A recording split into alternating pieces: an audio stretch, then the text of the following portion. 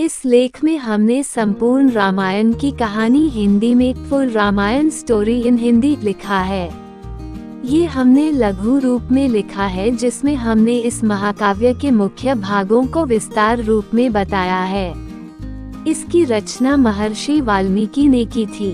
वैसे तो रामायण कथा बहुत लंबी है, परंतु आज हम आपके सामने इस कहानी का एक संक्षिप्त रूपरेखा प्रस्तुत कर रहे हैं। रामायण की कहानी मुख्य रूप से बालकांड, अयोध्या कांड, अरण्य कांड, किष्किंधा कांड, सुंदरकांड, लंका कांड और उत्तरकांड में विभाजित है। रामायण के महाकाव्य में 24,000 छंद और 500 सर्ग हैं, जो कि 7 भागों में विभाजित हैं। रामायण श्री राम, लक्ष्मण, सीता की एक अद्भुत अमर कहानी है जो हमें विचारधारा, भक्ति, कर्तव्य, रिश्ते, धर्म और कर्म को सही मायने में सिखाता है। 1. Balkand Balakanda of Ramayan story in Hindi. Ram Sita जन्म कथा। प्राचीन काल की बात है। सरयू नदी के किनारे कोशला नामक राज्य था। कोशला राज्य की राजधानी अयोध्या थी, जिसके राजा का नाम दशरथ था। राजा दशरथ के 3 पत्नियां थी, जिनके नाम थे कौशल्या, कैकेयी और सुमित्रा। परंतु बहुत समय से उनकी कोई भी संतान नहीं थी, जिसके कारण उन्हें उत्तराधिकारी की कमी हमेशा सताती थी। इसके विषय में उन्होंने ऋषि वशिष्ठ से बात की और पुत्र कामेष्टि यज्ञ करवाया। यज्ञ के कारण उनकी पत्नियों को 4 पुत्र हुए। उनकी पहली पत्नी कौशल्या से राम, कैकेयी से भरत और सुमित्रा से लक्ष्मण और शत्रुघ्न का जन्म हुआ। सभी राजकुमार शास्त्रों और युद्ध कला में निपुण थे। जब राम 16 वर्ष के हुए तब ऋषि विश्वामित्र राजा दशरथ के पास गए और यज्ञ में विघ्न डालने वाले राक्षसों का अंत करने में राम और लक्ष्मण की मदद मांगी। राम और लक्ष्मण ने इस कार्य को आदर से मान और कई राक्षसों का अंत किया, जिसके फलस्वरूप उन्हें ऋषि विश्वामित्र ने कई दिव्य अस्त्र प्रदान किए। एक दूसरे प्रदेश मिथिला के राजा जनक भी निसंतान थे। ऋषियों के कहने पर राजा जनक ने अपने राज्य के खेत में हल चलाना शुरू किया। हल चलते समय उन्हें एक धातु से टकराने की आवाज आई। जब राजा जनक ने देखा तो उन्हें सित के कलश में एक कन्या जमीन में गड़ी हुई मिली।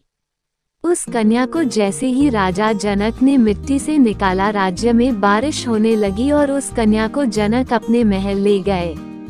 सित के कलश में पाने के कारण उस कन्या का नाम सीता रखा गया। श्री राम और सीता विवाह। श्री रामा और माता सीता मैरिज।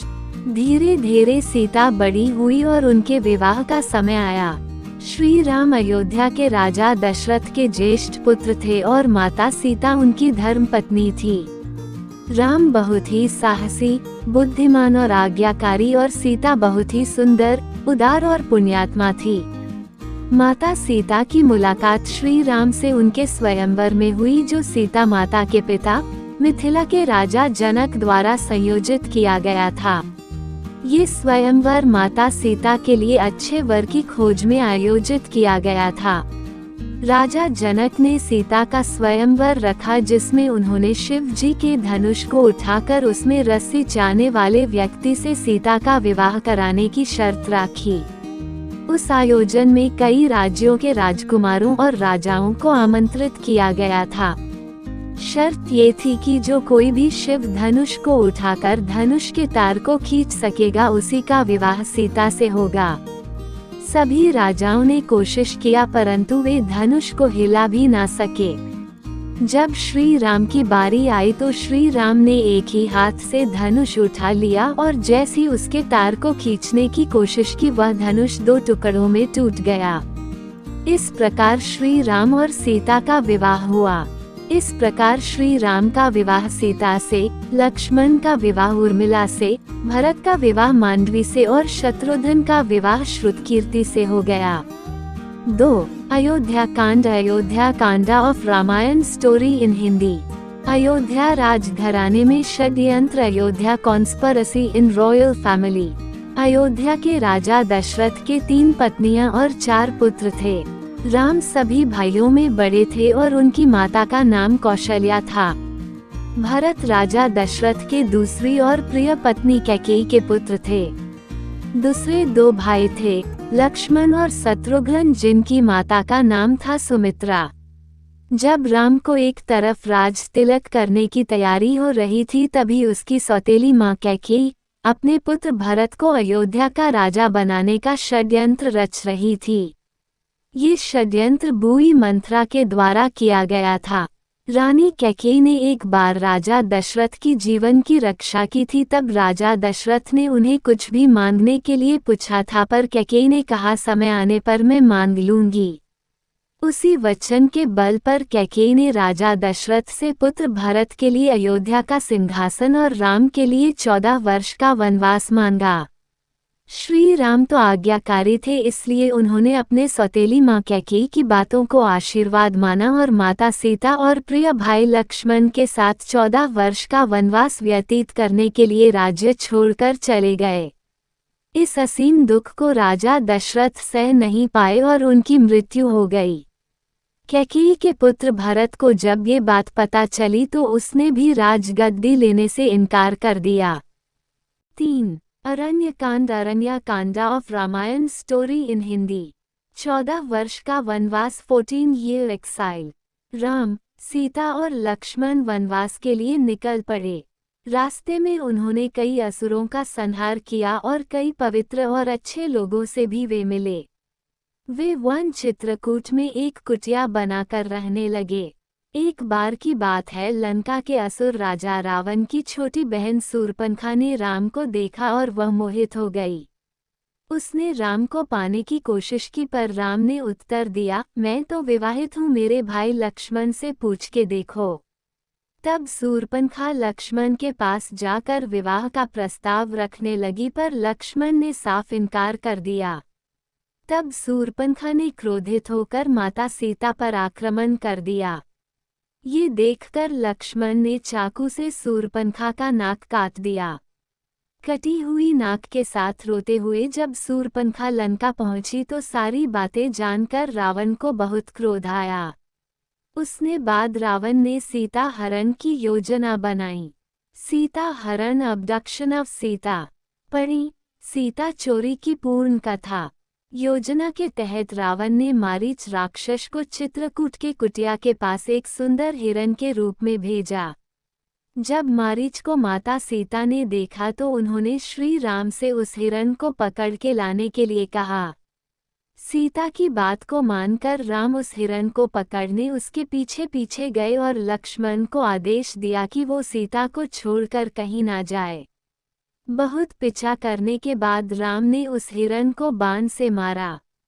जैसे ही राम का बाण हिरण बने मारीच को लगा, वह अपने असली राक्षस रूप में आ गया और राम के आवाज में सीता और लक्ष्मण को मदद के लिए पुकारने लगा। सीता ने जब राम के आवाज में उस राक्षस के विलाप को देखा तो वो घबरा गई और उसने लक्ष्मण को राम की मदद के लिए वन जाने को कहा। लक्ष्मण ने सीता माता के कुटिया को चारों ओर से लक्ष्मण रेखा से सुरक्षित किया और वो श्री राम की खोज करने वन में चले गए। योजना के अनुसार रावण एक साधु के रूप में कुटिया पहुंचा और भिक्षामदेही का स्वर लगाने लगा। जैसे ही रावण ने कुटिया के पास लक्ष्मण रेखा पर अपना पैर रखा, उसका पैर जलने लगा। ये देखकर रावण ने माता सीता को बाहर आकर भोजन देने के लिए कहा। जैसे ही माता सीता लक्ष्मण रेखा से बाहर निकली, रावण ने पुष्पक विमान में सीता माता का हरण कर लिया। जब राम और लक्ष्मण को ये पता चला कि उनके साथ छल हुआ है तो वो कुटिया की ओर भागे, पर वहां उन्हें कोई नहीं मिला। जब रावण सीता को पुष्पक विमान में लेकर जा रहा था तब बूढ़े जटायु पक्षी ने रावण से सीता माता को छुड़ाने के लिए युद्ध किया, परंतु रावण ने जटायु का पंख काट डाला। जब राम और लक्ष्मण सीता को ढूंढते हुए जा रहे थे तो रास्ते में जटायु का शरीर पड़ा था और वो राम राम विलाप कर रहा था। जब राम और लक्ष्मण ने उनसे सीता के विषय में पूछा तो जटायु ने उन्हें बताया कि रावण माता सीता को उठा ले गया है और ये बताते बताते उसकी मृत्यु हो गई। 4. किष्किंधा कांड ऑफ रामायण इन हिंदी। राम और हनुमान, राम एंड हनुमान। हनुमान किष्किंधा के राजा सुग्रीव की वानर सेना के मंत्री थे। राम और हनुमान पहली बार ऋषिमुख पर्वत पर मिले जहां सुग्रीव और उनके साथी रहते थे। सुग्रीव के भाई बाली ने उससे उसका राज्य भी छीन लिया और उसकी पत्नी को भी बंदी बनाकर रखा था। जब सुग्रीव राम से मिले वे दोनों मित्र बन गए। जब रावण पुष्पक विमान में सीता माता को ले जा रहा था तब माता सीता ने निशानी के लिए अपने अलंकार फेंक दिए थे। वो सुग्रीव की सेना के कुछ वानरों को मिला था। जब उन्होंने श्री राम को वो अलंकार दिखाए तो राम और लक्ष्मण के आंखों में आंसू आ गए। श्री राम ने बाली का वध करके सुग्रीव को किष्किंधा का राजा दोबारा बना दिया। सुग्रीव ने भी मित्रता निभाते हुए राम को वचन दिया कि वो और उनकी वानर सेना भी सीता माता को रावण के चंगुल से छुड़ाने के लिए पूरी जी जान लगा देंगे। वानर सेना मंकी आर्मी। उसके बाद हनुमान, सुग्रीव, जामवंत ने मिलकर सुग्रीव की वानर सेना का नेतृत्व किया और चारों दिशाओं में अपनी सेना को भेजा। सभी दिशाओं में ढूंढने के बाद भी कुछ न मिलने पर ज्यादातर सेना वापस लौट आए। दक्षिण की तरफ हनुमान एक सेना लेकर गए जिसका नेतृत्व अंगद कर रहे थे। जब वे दक्षिण के समुद्र तट पर पहुंचे तो वे भी उदास होकर विंध्य पर्वत पर इसके विषय में बात कर रहे थे। महल दिखाई दिया जिसमें एक छोटा सा मंदिर था, एक तुलसी का पौधा भी। हनुमान जी को ये देखकर अचंभे में पड़ गए और उन्हें ये जानने की इच्छा हुई कि आखिर ऐसा कौन है जो इन असुरों के बीच श्री राम का भक्त है। ये जानने के लिए हनुमान ने एक ब्राह्मण का रूप धारण किया और उन्हें पुकारा। विभीषण अपने महल से बाहर निकले और जब उन्होंने हनुमान को देखा तो वो बोले, हे महापुरुष, आपको देखकर मेरे मन में अत्यंत सुख मिल रहा है। क्या आप स्वयं श्री राम हैं? हनुमान ने पूछा, आप कौन हैं? विभीषण ने उत्तर दिया, मैं रावण का भाई विभीषण हूँ। ये सुनकर हनुमान अपने असली रूप में आ गए और श्री रामचंद्र जी के विषय में सभी बातें उन्हें बताया। विभीषण ने निवेदन किया, हे पवन पुत्र, मुझे एक बार श्री राम से मिलवा दो। हनुमान ने उत्तर दिया, मैं श्री राम जी से जरूर मिलवा दूंगा, परंतु पहले मुझे ये बताइए कि मैं जानकी माता से कैसे मिल सकता हूँ। 5. Sunderkand. Sundarakanda of Ramayan story in Hindi. Ashok Vatika में हनुमान सीता भेंट। Hanuman meet Mata Sita at Ashok Vatika. विभीषण ने हनुमान को बताया कि रावण ने सीता माता को अशोक वाटिका में कैद करके रखा है। ये जानने के बाद हनुमान जी ने एक छोटा सा रूप धारण किया और वह अशोक वाटिका पहुँचे। वहां पहुंचने के बाद उन्होंने देखा कि रावण अपने दसियों के साथ उसी समय अशोक वाटिका में पहुंचा और सीता माता को अपने ओर देखने के लिए साम दाम दंड भेद का उपयोग किया, पर तब भी सीता जी ने एक बार भी उसकी ओर नहीं देखा। रावण ने सभी राक्षसियों को सीता को डराने के लिए कहा, पर त्रिजटा नामक एक राक्षसी ने माता सीता की बहुत मदद और देखभाल की और अन्य राक्षसियों को भी डराया, जिससे अन्य सभी राक्षसी भी सीता की देखभाल करने लगे। कुछ देर बाद हनुमान ने सीता जी के सामने श्री राम की अंगूठी डाल दी। श्री राम नाम से अंकित अंगूठी देखकर सीता माता के आंखों से खुशी के अंशु निकल पड़े, परंतु सीता माता को संदेह हुआ कि कहीं ये रावण की कोई चाल तो नहीं। तब सीता माता ने पुकारा कि कौन है जो ये अंगूठी लेकर आया है। उसके बाद हनुमान जी प्रकट हुए, पर हनुमान जी को देखकर भी सीता माता को विश्वास नहीं हुआ। सके बाद हनुमान जी ने मधुर वचनों के साथ रामचंद्र के गुणों का वर्णन किया और बताया कि वो श्री राम जी के दूत हैं। सीता ने व्याकुलता से श्री राम जी का हाल चाल पूछा। हनुमान जी ने उत्तर दिया, हे माते, श्री राम जी ठीक हैं और वे आपको बहुत याद करते हैं। वे बहुत जल्द ही आपको लेने आएंगे और मैं शीघ्र ही आपका संदेश श्री राम जी के पास पहुंचा दूंगा। तभी हनुमान ने सीता माता से श्री राम जी को दिखने के लिए चिन्ह मांगा तो माता सीता ने हनुमान को अपने कंगन उतार कर दे दिए। हनुमान लंका दहन। हनुमान लंका दहन। हनुमान जी को बहुत भूख लग रहा था तो हनुमान अशोक वाटिका में लगे पेड़ों के फलों को खाने लगे। फलों को खाने के साथ साथ हनुमान उन पेड़ों को तोड़ने लगे। तभी रावण के सैनिकों ने हनुमान पर प्रहार किया पर हनुमान ने सबको मार डाला। जब रावण को इस बात का पता चला कि कोई बंदर अशोक वाटिका में उत्पात मचा रहा है तो उसने अपने पुत्र अक्षय कुमार को भेजा हनुमान का वध करने के लिए। पर हनुमान जी ने उसे क्षण भर में ऊपर पहुंचा दिया। कुछ देर बाद जब रावण को अपने पुत्र की मृत्यु का पता चला वह बहुत ज्यादा क्रोधित हुआ। उसके बाद रावण ने अपने ज्येष्ठ पुत्र मेघनाद को भेजा। हनुमान के साथ मेघनाद का बहुत ज्यादा युद्ध हुआ पर कुछ ना कर पाने के बाद मेघनाद ने ब्रह्मास्त्र चला दिया। ब्रह्मास्त्र का सम्मान करते हुए हनुमान स्वयं बंधक बन गए। हनुमान को रावण की सभा में लाया गया। रावण हनुमान को देखकर हंसा और फिर क्रोधित होकर उसने प्रश्न किया, रे वानर, तूने किस कारण अशोक वाटिका को तहस नहस कर दिया? तूने किस कारण से मेरे सैनिकों और पुत्र का वध कर दिया? क्या तुझे अपने प्राण जाने का डर नहीं है? 6. लंका कांड। लंका कांडा स्टोरी ऑफ रामायण इन हिंदी। लंका में श्री राम की वानर सेना। Shri Rama monkey army at Lanka. Shri Ram ने अपनी सेना के साथ समुद्र किनारे डेरा डाला। जब इस बात का पता रावण की पत्नी मंदोदरी को पता चला तो वो घबरा गई और उसने रावण को बहुत समझाया पर वह नहीं समझा और सभा में चले गया।